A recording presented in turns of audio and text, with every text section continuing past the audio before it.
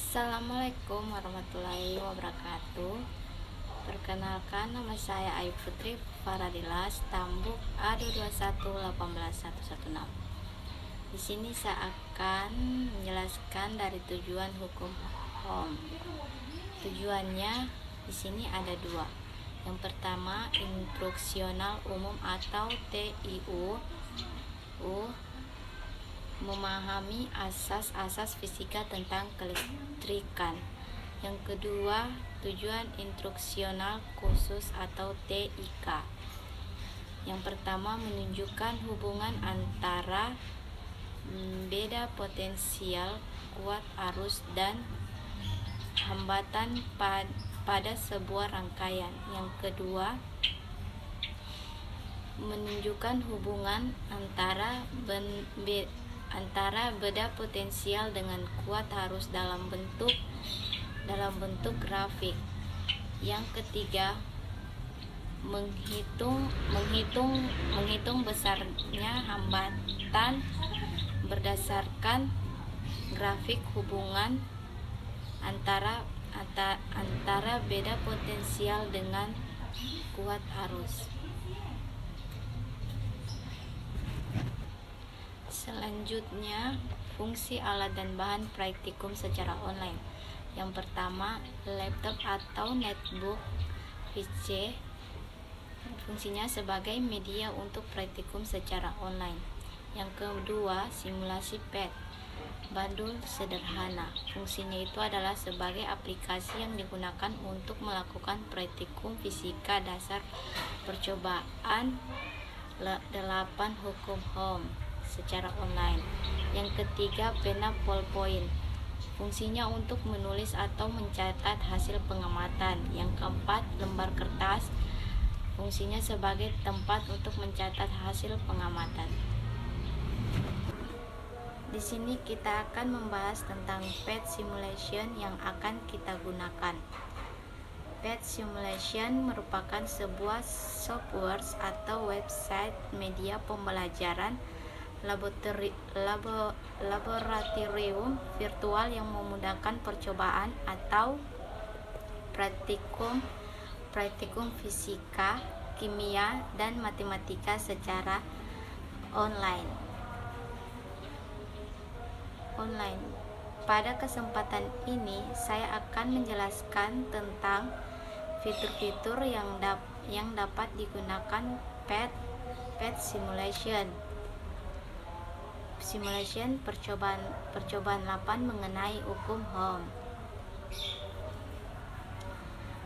Yang pertama, tentu saja kita mengakses aplikasi di Google Chrome atau browser kita masing-masing. Tampilan akan seperti ini. Ya, saya akan mengenalkan fitur-fitur yang bisa digunakan untuk percobaan 8 atau membuat rangkaian, yaitu yang pertama, fitur komponen listrik yang digunakan saat membuat rangkaian, yaitu di sini ada kabel, baterai, bohlam, lampu, resistor, saklar. Yang kedua, show current untuk menunjukkan adanya elektron dalam rangkaian serta arus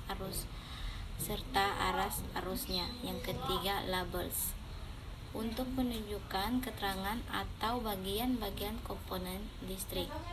Selanjutnya, values untuk menunjukkan besarnya nilainya dari alat-alat untuk komponen listrik yang digunakan.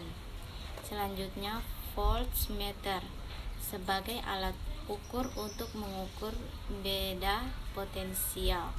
Selanjutnya, ammeters untuk mengukur besarnya kuat arus. Selanjutnya, baterai resistance untuk mengatur bagaimana besarnya resistansi pada baterai. Yakni hukum Ohm. Jadi di sini saya akan membuat sebuah rangkaian dengan komponen-komponen listrik di sini. tadi kan sudah saya jelaskan mengenai fitur-fitur show current, label, values, voltmeter, ammeters dengan wire resistivity, baterai resistance. Sekarang kita akan membuat rangkaiannya. Pertama kita mulai dari baterai. Nah, pada bagian baterai ini kita bisa mengubah posisinya ya. Kita letakkan saja di sini.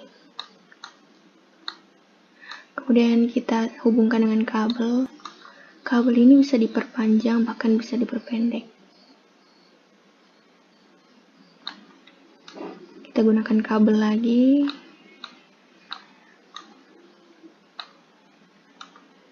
Bagian sini juga kita gunakan kabel. Ini bisa kita lihat bagian biru-biru ini. Ini merupakan elektronnya. Kemudian kita gunakan, maksudnya hubungkan dengan resistor. Bukan dengan kabel lagi. Kabel. Kemudian kita letakkan saklarnya. Tunggu.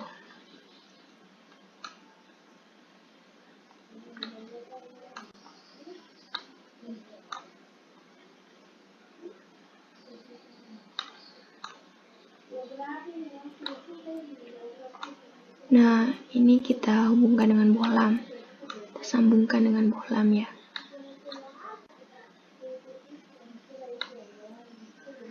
Untuk menyalakan bohlam ini, maka kita harus menutup saklarnya. Nah, bisa kita lihat elektron-elektron di sini bergerak. Untuk melihat arah arus listriknya, kita bisa mengubahnya ke konvensional. Nah, ini adalah arus listriknya, arahnya ya. Selanjutnya ketika kita ingin mengukur beda potensial atau tegangannya, kita bisa menggunakan voltmeter ini dengan cara yang hitam bagian ini kita letakkan di bawah, sedangkan yang bagian orange ini kita letakkan di atas. Nah, di sini menunjukkan angka 4,5 volt. Sudah, ini adalah beda potensial atau tegangannya. Nah, jika kita ingin mengukur bagian arus listriknya, maka kita lepas dulu ini, kemudian kita sambungkan. Nah, jadi arus listriknya di sini kita dapat 0,45 ampere. Ketika kita ingin memanipulasi atau mengubah resistornya di sini, kita klik saja, kemudian akan muncul keterangan resistensi seperti ini. Nah, di sini kita bisa mengurangi atau menambah atau memperbesar ya resistor sini atau hambatannya. Nah, ketika kita menambahnya, lihat nilai di sini di bagian tegangan dan juga arus listriknya itu akan berubah. Sini kita dapatkan senilai 1,57 volt dan di sini kita dapatkan 0,16 ampere. Ya, kurang lebih seperti itu cara merangkai rangkaian hukum Ohm dan juga cara mengukur beda potensial serta arus. Selanjutnya, masuk di bagian teori hukum Ohm. Ada asas-asas fisika tentang kelistrikan. Yang pertama, terdapat dua jenis, yaitu muatan positif dan muatan negatif. Yang kedua, muatan positif ada pada inti atom, sedangkan muatan negatif ada pada elektron. Yang ketiga, elektron dapat berpindah dari satu atom ke atom lain, sedangkan inti tidak dapat berpindah. Yang keempat, atom-atom pengantar atau konduktor memiliki elektron bebas yang sangat mudah berpindah dari satu tempat ke tempat lain di dalam penghantar itu. Yang kelima, muatan listrik dapat bergerak atau mengalir jika ada beberapa potensial atau tegangan.